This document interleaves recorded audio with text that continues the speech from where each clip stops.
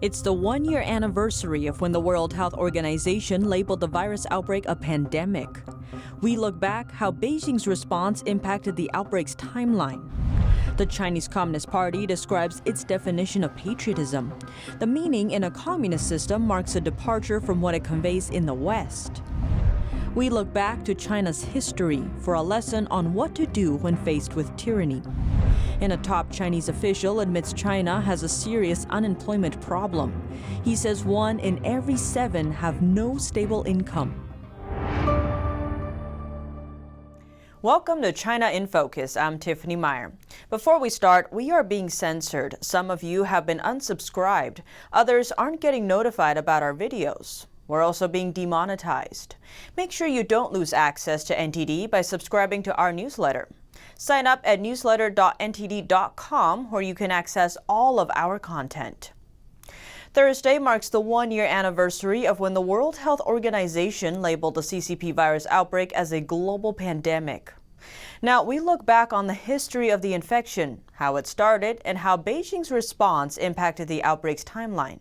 As far back as November 17, 2019, the South China Morning Post reported on a case of what was at that time an unknown flu-like illness. The report cited official documents.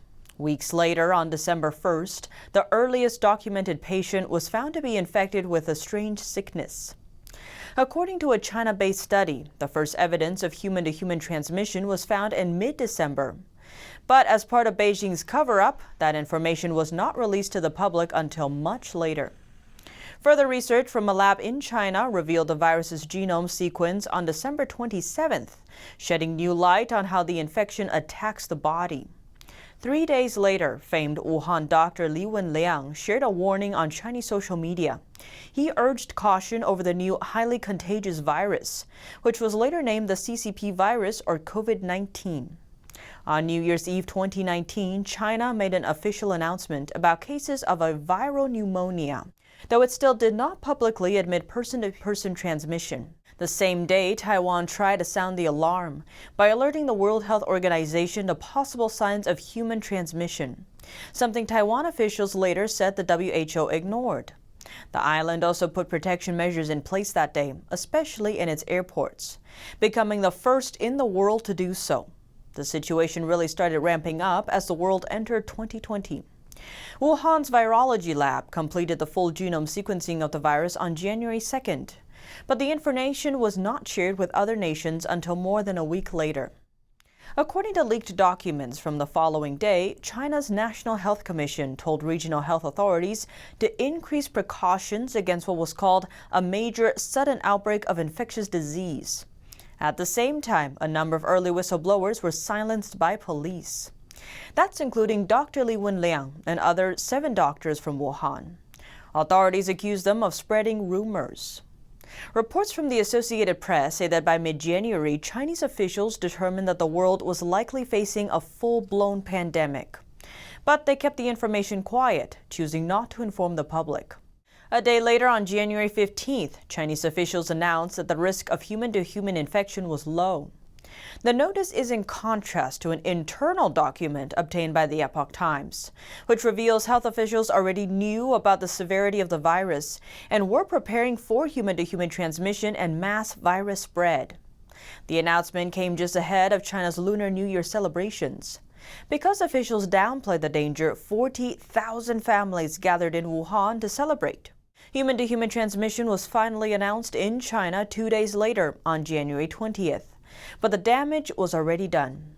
The city of Wuhan imposed its first lockdown on January 23rd.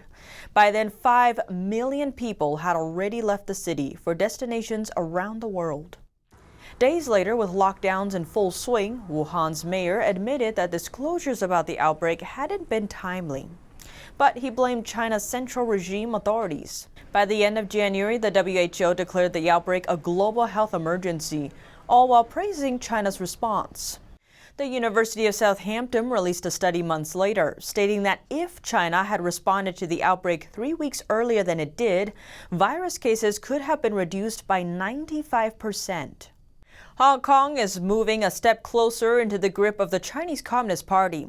This comes after the party decided to reform Hong Kong's electoral system. NTD's Don Ma has more. 2,900 votes for and 0 against measures to reform Hong Kong's electoral system. China's National People's Congress is now accused of being a rubber stamp parliament. That's after it passed a motion with 0 objections. The new election measures make sure the city's officials are vetted, Beijing-approved patriots, meaning those loyal to the CCP. Some say the measure may also lead to the removal of political opposition from Hong Kong's government. The changes further strengthen Beijing's grip on Hong Kong, following the sweeping national security law on the city passed last year. Some critics have even said democracy in Hong Kong is over. Former Hong Kong politician Ted Hui says the city is now a glorified detention center. Hong Kong is a large detention center now. Now all those who speak up will be suppressed, will be thrown to jail. So we bear He explained that now the only way Hong Kong can escape its current situation is with international support. With the new legislations allowing Beijing to do political vetting on candidates. So it's basically a total elimination of political participations by any Democrats or dissidents. So it's hard to take it to the streets anymore because with the national security law, the police would only arrest people and send them to jail very easily. And it can be unwise to take that risk. So now we've only got left with international lobbying. That's what I'm trying so hard to work on. Beijing often labels other countries' involvement in Hong Kong as interference in its internal affairs, but Mr. Hui sees it differently. I think any issues on human rights and on crackdowns on protests and for police brutality, these issues are universal issues because it involves universal values. So any nations, any citizens in the world has the standing to speak up against these. And I believe Hui fled Hong Kong amid Beijing's crackdown. He's been granted a travel exception by the Australian government to visit the country. It's part of a global tour to garner support for firmer action against the Chinese regime. Reporting by Don Ma, NTD News. British politicians and human rights activists have condemned Beijing's latest action in Hong Kong. Foreign Secretary Dominic Raab said in a statement, "This is the latest step by Beijing to hollow out the space for democratic debate in Hong Kong, contrary to the promises made by China itself. This can only further undermine confidence and trust in China living up to its international responsibilities and legal obligations." Lord Patten, the last governor of Hong Kong, called Beijing's move the biggest step so far to obliterate Hong Kong's freedoms. Benedict Rogers, chief executive of Hong Kong Watch, asked what action the UK government is planning to take. He said targeted sanctions on Chinese officials are long overdue. Lila Moran, the foreign affairs spokesperson for the Liberal Democrats, also called for immediate action to protect Hong Kong, its democracy, and human rights. A top Chinese official is laying out new guidelines for patriotism. It's part of Beijing's new policy called Patriots Rule Hong Kong. Patriotism generally refers to love for a country, including its history and culture. But the communist regime's definition is a little different. China's so-called patriotism refers to love for a political party instead of the country, meaning the Chinese Communist Party or CCP. Song Ruan, Deputy Commissioner of China's Foreign Ministry to Hong Kong, laid out the term's meaning to reporters on Tuesday, saying, quote, "When we talk about patriotism, we don't mean loving the China with its culture and history, but the current People's Republic of China led by the Communist Party." He emphasized that patriots must respect the Chinese Communist Party. Media outlet Radio France International announced the policy in an opinion article, saying that now China is finally being truthful about its stance. And another blow is dealt to Hong Kong. Facebook says it's stopping the construction of a special undersea internet cable that would connect California with Hong Kong. Speaking to French media AFP, the tech giant cited security concerns in the announcement, centered around China's growing control over the city. The project was designed to connect the U.S., Hong Kong, Taiwan, and the Philippines. Facebook got the license for the initial connection between California and Hong Kong in 2018.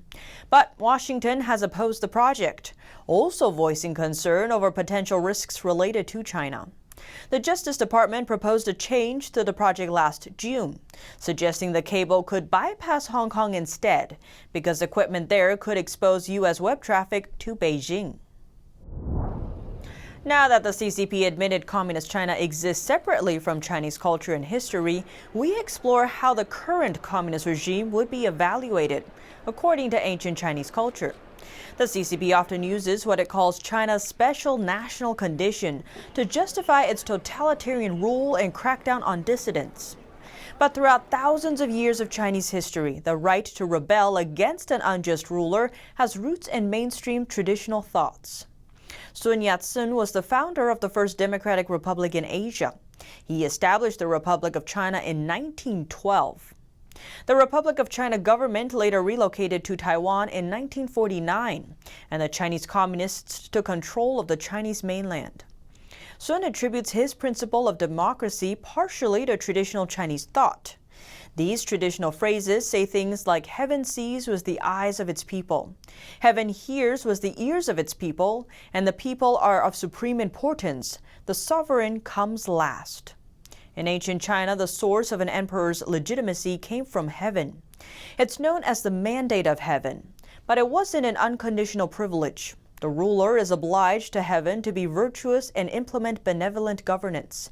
That includes relieving the population from heavy tax burdens and brutal punishments. If the ruler is not virtuous and acts cruelly to his people, then the people have the right to remove the ruler. Confucian classic Zhuo Zhuan has a passage about the people of a kingdom driving their king away. Heaven loves its people so much, how can it allow one person to casually do evil above all the people and strip them of their livelihoods? It wouldn't allow this to happen for long. How can such a ruler not be driven away? Similarly, the second sage of Confucianism, Mencius, also approved getting rid of the brutal king of Zhou. The king implemented heavy taxes to fund his extravagant lifestyle and tortured people to please his wicked wife. Mencius indicated that Zhou is no longer a king when he is unrighteous. Zhou was later killed by one of his subordinates. When someone asked Mencius what he thought about Zhou's murder, Mencius said, "He who destroys the principle of benevolence is a robber. He who ruins the principle of righteousness is called a ruffian. A robber or a ruffian is just a fellow. I've heard that a fellow named Zhou is eliminated. I never heard about someone killing a king." The mandate of heaven powered the replacement of dynasties throughout ancient China. When the emperor becomes corrupt and unfit to govern, people will rise up and claim that he is no longer legitimate and that heaven mandates his removal. When people rose against the ancient tyrant of Qing, many Confucian scholars joined the army. One descendant of Confucius died in the battle against the tyrant. People who rose up to resist the emperor could replace the emperor, and they did not need to have royal blood. Some Chinese dynasties were founded by peasants or men of common origins. The idea of rebelling against an unjust ruler is also reflected in popular culture in ancient China. Water Margin is one of the 4 great classical novels in Chinese literature. It's also translated as The Outlaws of the Marsh. It tells the story of over 100 social bandits rising up against corrupt officials during the Song dynasty. These characters are Robin Hood-like rebels. Some are officials wronged and betrayed by corrupt governments. Others are workers. They were forced to become outlaws because the judicial system of the secular world was corrupt and unjust. And they are given the mission to enforce justice on heaven's behalf, rather than to observe existing laws. Their courage and sense of righteousness have a deep influence on the ancient Chinese understandings of justice. A top CCP official is admitting that China faces a serious unemployment problem. During an annual CCP meeting, Chinese regime Premier Li Keqiang says unemployment prospects are still grim this year. He says 200 million people are in what he calls flexible employment. That's almost 1 in every 7 Chinese people. The CCP invented the term flexible employment. It usually refers to temporary, part-time, or short-term jobs. It may sound like freelancing at first, but in reality, most Chinese people in flexible employment have a relatively low income. It's also hard for them to find a stable job, especially during the pandemic. But because the regime counts flexible employment as employment, these people are likely not included in unemployment statistics. Lee also points out the working age population will increase by 14 million this year.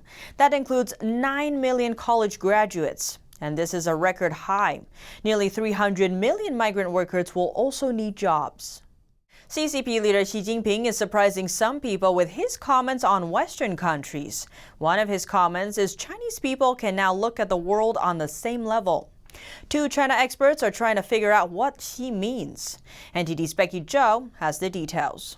An unusual comment from Chinese Communist Party head Xi Jinping given during the party 2 sessions political conference. He says today's Chinese people can now look at the world on the same level as the rest of the globe. That's unlike how things were from previous generations in China. In fact, this means he has been looking up to the rest of the world for a long time. The world that he is referring to is the first world. The term first world country refers to developed nations with advanced, prosperous economy. The US, Canada, Japan, and much of Western Europe fit into the category. Another China expert explained the likely reasoning behind Xi's statement. Chinese people have always been able to look at the world on the same level and cooperate with and respect each other. So why is the CCP saying this now? China has 5,000 years of rich culture, giving Chinese people a certain confidence. Xi's comment shows that the communist ideology has actually always lacked confidence because the regime is sustained by violence and lies. The CCP's annual conference ends Thursday. Reporting by Becky Zhou, NTD News. The Biden administration will have the first top-level in-person meeting with China next week. State Secretary Antony Blinken plans to discuss Beijing's threat to the U.S. He also named steps to stop China's ongoing genocide. NTD's Ling Lin brings us more. Secretary of State Antony Blinken will meet Chinese officials next Thursday in Alaska. This is the first high-level in-person meeting between the U.S. and China under the Biden administration. Blinken intends to raise issues of concern to the U.S., and he claims this is not a strategic dialogue. This is an important opportunity for us to lay out in very frank terms the many concerns that we have with Beijing's actions and behavior that are challenging the security, the prosperity, and the values of the United States and our partners and allies. Besides concerns that the U.S. has with China, Blinken said they will also talk about competition to make sure U.S. companies and workers benefit from a level playing field. He will also explore whether there are avenues for cooperation. Blinken has said that he stands by the Trump administration's description of China, that they do indeed commit genocide. On Wednesday's congressional hearing, he named a number of steps to combat this. Going forward, to include for those directly responsible for acts of genocide, gross human rights violations,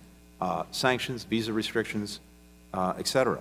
In last week's speech, Blinken described China as the only country with the power to seriously challenge the stable and open international system. House Foreign Affairs Committee Republican leader Michael McCaul re-emphasized this view. He said the Chinese Communist Party can't be treated as a normal adversary. We also know the CCP wants to re-engineer the world.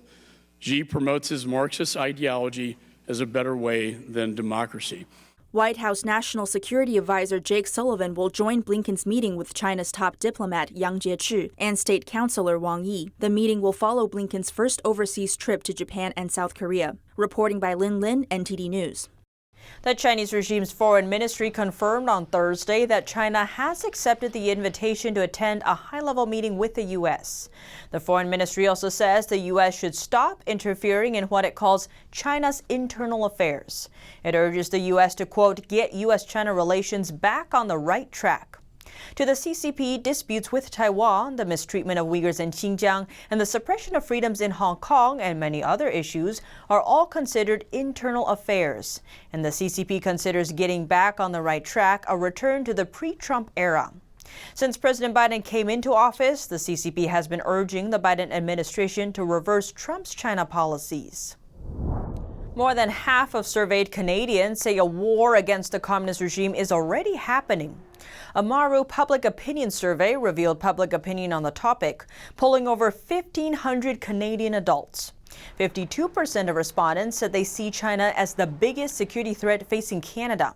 The Mora survey reflects Canadians' sharpened vigilance of China interference, especially concerning disinformation, election meddling, and other economic and military aspects. The survey also found that 55% of respondents believe a global war is already happening. But instead of physical battlegrounds, it's being waged via the death by 1,000 cuts method, meaning the CCP has been infiltrating major Western countries through various channels for years, aiming to undermine their sovereignty. The poll comes as China-Canada relations continue to deteriorate. A downturn sparked after China's arbitrary detention of 2 Canadian citizens, Michael Kovrig and Michael Spavor. The Chinese Communist Party's human rights abuses against Hong Kongers and the weaker ethnic minority have also fueled the perception. The governor of Taiwan's central bank says the United States may label the island a currency manipulator. That's because it has already met Washington's criteria for that designation. Taiwan's central bank governor Yang Qilong said the label would not bring any immediate harm to Taiwan, adding that he doesn't expect any tariffs. Yang said it's important to inform the United States about the reasons for Taiwan's strong currency. That includes the U.S. quantitative easing policy and the effects of the U.S.-China trade war. The Taiwan dollar's 5.6% gain against the U.S. dollar last year was among the strongest in Asia. On Wednesday, Taiwan's central bank announced a large spike in its currency intervention spending last year. That's what possibly put the island in Washington's crosshairs. Some Taiwanese tech companies are found to have recruited semiconductors experts for the Chinese regime. Taiwanese prosecutors launched an investigation into 19 Taiwanese individuals.